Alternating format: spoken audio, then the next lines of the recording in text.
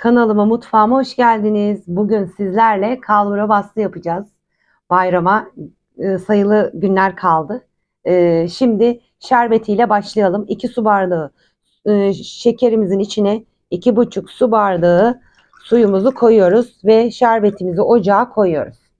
Kalbura bastığımızın hamuruna başlıyoruz. 125 gram margarin ya da tereyağı koyabiliriz. 1 yumurta. 1 çay bardağı sıvı yağ içine koyuyoruz. 1 çay bardağı yoğurdumuzu koyup karıştırıyoruz. Yağı erittik ve 1 çay bardağı irmiğimizi de içine döküyoruz. 3,5 su bardağı unumuzu içine ilave ettik.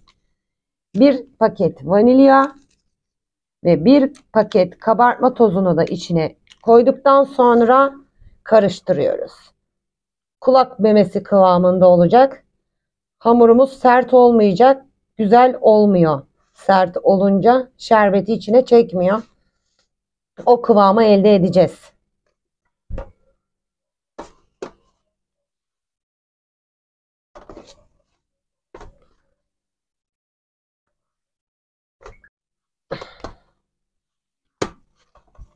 Diyoruz.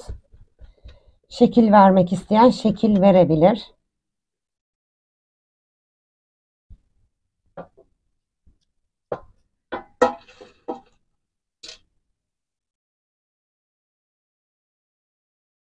İki ucunu da birleştirerek kapatıyoruz. Kalbura bastılarımız fırına hazır. 170 derece önceden ısıtılmış fırında pişene kadar pişirelim. Sonrasında izleyelim. Başka bir tepsiye alıyoruz. Sıcakken. Ellerim yandı bu arada.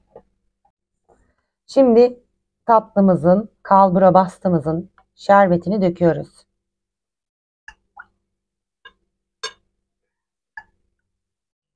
Kalbura bastılarımızı şerbeti daha iyi çekebilmesi için ters çeviriyoruz.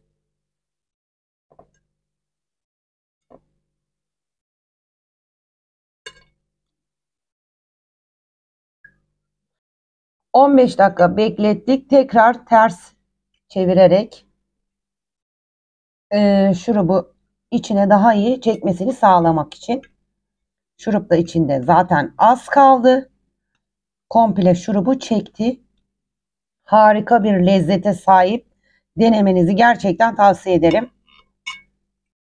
Kalbura bastığımızı süsleme aşamasındayız. Ben Hindistan ceviziyle süslüyorum. Siz istediğinizle süsleyebilirsiniz. Kanalıma abone değilseniz abone olmanızı rica ediyorum. Bir dahaki videoda görüşmek üzere. Bay bay.